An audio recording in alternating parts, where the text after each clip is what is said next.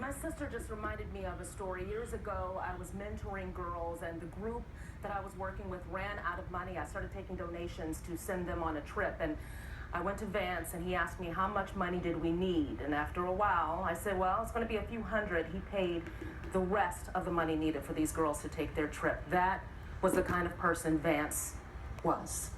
In Beltsville, I'm Tracy Wilkins. Met you well in the studio. It's true. And he would never tell anybody else that he did that. No, so no. But that's exactly what he did. Yeah. You know, Wendy, you've been here, what, 30? I've been here 25 years. I tell you, there's not a week that goes by that you don't run into somebody out in the field that said, Vance spoke at my graduation, then their kid's graduation, and their kid's graduation. He had an impact on so many young lives, a legacy that will live on for their old lives too. We've heard from so many people, again, across the country. We're going to be hearing from more throughout this evening. Right. We feel like family. Right, because his impact has really been felt by us as well, even because you work with someone. I mean, this person is a member of your tribe, a member of your family. And Pat Collins is in our newsroom now with reflections from a lot of the folks that you don't see in front of the cameras. They're the people that help get us on television. Pat? Wendy, as you know, this is our newsroom.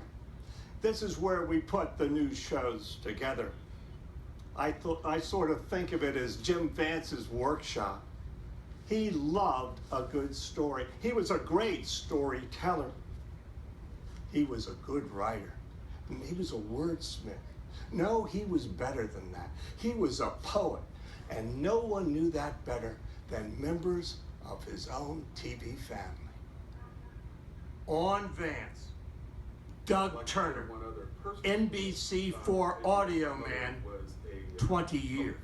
I think that for me, as a journalist, I think his writing was more than anything else the thing that made me respect him as a viewer as well as a valued member of our team. On Vance, Adam Jacobs, NBC4 producer, 5 years. He's sort of famous for not really changing the copy in the computer, not really changing it on the page, but just sort of as it flew by him on the prompter, he'd throw out what he didn't like and put in what he did like, threw in how he'd want to say it. And he'd do that all in his head? All in his head, all in his head. On Vance, Sharon Donnell, NBC4 writer, 20 years. He was an unbelievable writer. That man could tell a story. I mean, and the stories that he told were all worth telling. They were like little parables. And to write for him, for you,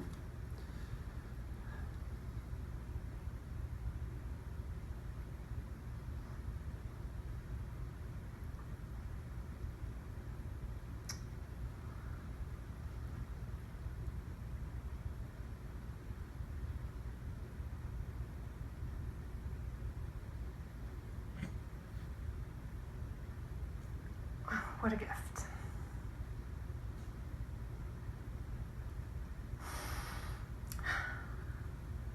On Vance, Kathy Banks, NBC4 writer, 32 years.